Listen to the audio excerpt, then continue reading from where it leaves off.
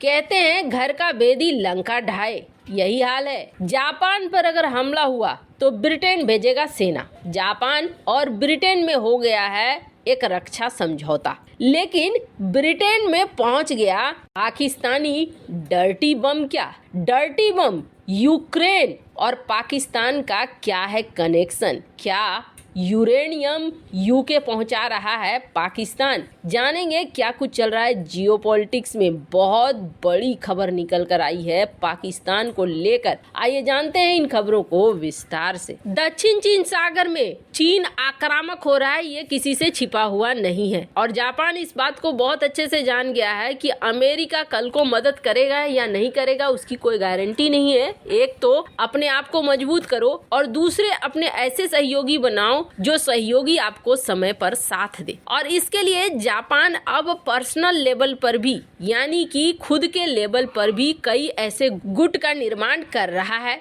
जिसमें यह देखने को मिल रहा है जापान भारत के साथ तो जाना ही चाहता है, पर जापान यूके के साथ भी जाना चाहता है। और इसमें एक बड़ी कड़ी मिली जब ब्रिटेन और जापान के नेता ने बुधवार को एक रक्षा समझौते पर हस्ताक्षर किया। और इस रक्षा समझौते का बहुत बड़ा मान है। इसके तहत दोनों देशों में एक दूसरे के सैनिकों को तैनात किया जा सकता है। वैसे आपको बता दें, जापान के प्रधानमंत्री फूमियो किशिदा और ब्रिटेन के प्रधानमंत्री ऋषि सुनक अब इस पर साइन करने वाले हैं। वैसे ये अचानक से हुआ समझौता नहीं है, कई सालों से इस समझौते पर काम चल रहा था। जब मई महीने में किशिदा लंदन आए थे तो उस वक्त थे प्रधानमंत्री बोरिस जॉनसन। उन्होंने इस बारे में बात की थी और कि ऐसा हम एक समझौता कर सकते हैं और एक ध्रुव बना सकते हैं, जिस ध्रुव का नाम होगा रेसिप्रोकल एक्सेस, जिसमें दोनों देशों के सेना को युद्ध अभ्यास करने की छूट मिलेगी और एक दूसरे के जगह पर तैनात कर सकेंगे। वैसे आपको बता दें, सिर्फ ये दो देश ही नहीं बल्कि G7 के सदस्य देशों के साथ ऐसा ही एक सैन्य समझौता चाह रहा है जापान, ताकि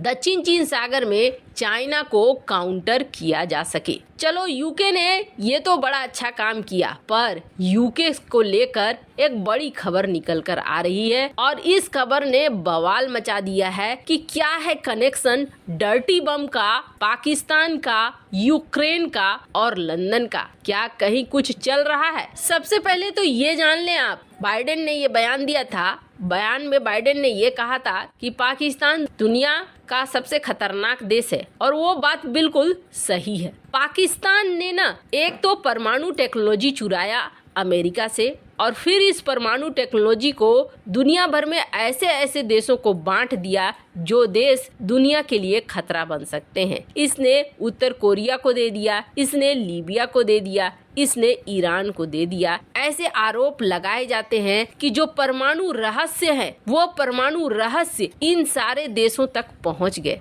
लगभग 10 सालों तक अब्दुल कादिर खान, जो कि परमाणु बम की टेक्नोलॉजी लेकर पाकिस्तान आया था, उसने दुनिया भर में काला बाजारी की और दुनिया के कई देशों को इस टेक्नोलॉजी को दिया। उसके बावजूद पाकिस्तान सुधरा नहीं है। 2 साल पहले जनवरी 2020 में अमेरिकी जांच एजेंसियों ने पाकिस्तान के 5 लोगों को पकड़ा था और इसमें ये आरोप लगा था कि इन्होंने परमाणु टेक्नोलॉजी और सामानों की स्मगलिंग की है। एटॉमिक टेक्नोलॉजी की तस्करी के लिए इन लोगों ने बिजनेस वर्ल्ड नाम की एक फर्जी कंपनी बनाई थी। इसके बाद बिना लाइसेंस हासिल किए ये लोग गैर कानूनी तरीके से एटमी तकनीक और न्यूक्लियर प्लांट की टेक्नोलॉजी की तस्करी कर रहे थे। वैसे अमेरिका ने इन्हें पकड़ा था, अब तक ये पता नहीं चला कि ये अब लोग कहाँ हैं और क्या कर रहे हैं। पाकिस्तान का हमेशा से काला इतिहास रहा है। दुनिया भर में परमाणु सामग्रियों की तस्करी करने वाले पाकिस्तान की हरकत से तो वैसे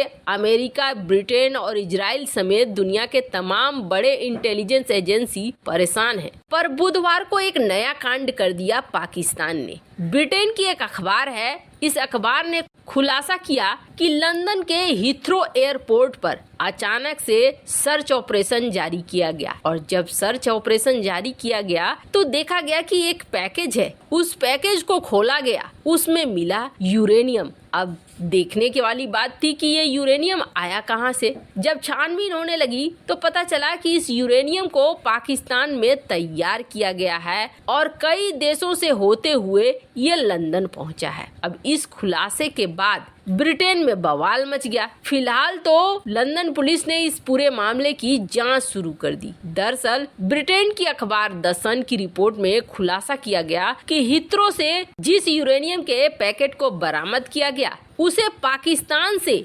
लंदन में रहने वाले किसी ईरानी शख्स के लिए भेजा गया था। रिपोर्ट के अनुसार ये घटना बीते साल 29 दिसंबर की है। ये पैकेज ओमान पहुंचा, ओमान से लंदन पहुंचा। एयरपोर्ट पर हो रही सामान्य जांच में ये पहचान आया कि लगता है कुछ है। इसके बाद इन्होंने जांच की टीम बुला ली और जब जांच की टीम यहाँ पहुंची तो इंटेलिजेंस एजेंसियों ने देखा कि यहाँ पर तो बहुत बड़ा घपला है।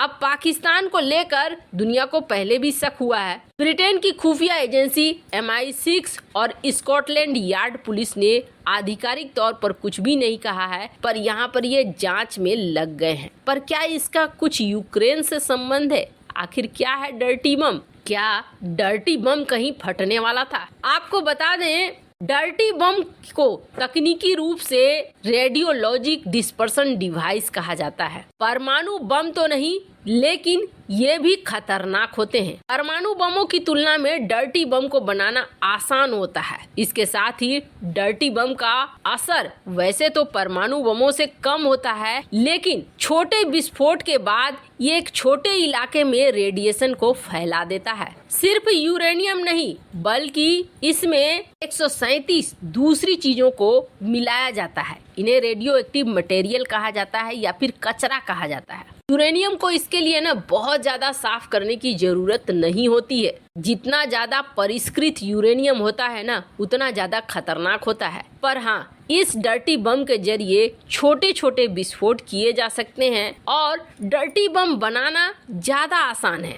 अस्पताल से निकलने वाले रेडियो एक्टिव चीजें, परमाणु ऊर्जा स्टेशनों से, लैब से निकलने वाले रेडियो एक्टिव मटेरियल, इसका इस्तेमाल करके भी डर्टी बम बनाया जा सकता है। अब डर्टी बम क्यों ज्यादा खतरनाक माना जाता है तो आपको बता दें, परमाणु बम आप इस्तेमाल करते हैं तो दुनिया भर में मामला बढ़ जाता है कि परमाणु हमला हो रहा है, परमाणु हमला हो रहा है। लेकिन डर्टी बम को परमाणु हमले के तौर पर नहीं देखा जाता है, लेकिन इससे निकलने वाले रेडिएशन, धूल, धुआं, ये बहुत दूर दूर तक जा सकते हैं और विपरीत प्रभाव डालते हैं। यूक्रेन के ऊपर रूस ने आरोप लगाया था कि डर्टी बम बना रहा है यूक्रेन, और बीच में ये भी आरोप लगे कि पाकिस्तान यूक्रेन को दे रहा है न्यूक्लियर टेक्नोलॉजी। और अब लंदन में यूरेनियम का वर्जन मिलना ये दिखला रहा है कि पाकिस्तान को जल्द से जल्द काबू में लाना पड़ेगा, नहीं तो दुनिया में कहीं भी कभी भी कुछ बड़ी घटना हो सकती है। वैसे इस मामले में आपकी क्या राय है? कमेंट कर जरूर बताएं। जल्द मिलते हैं अगले वीडियो में नई खबर के साथ।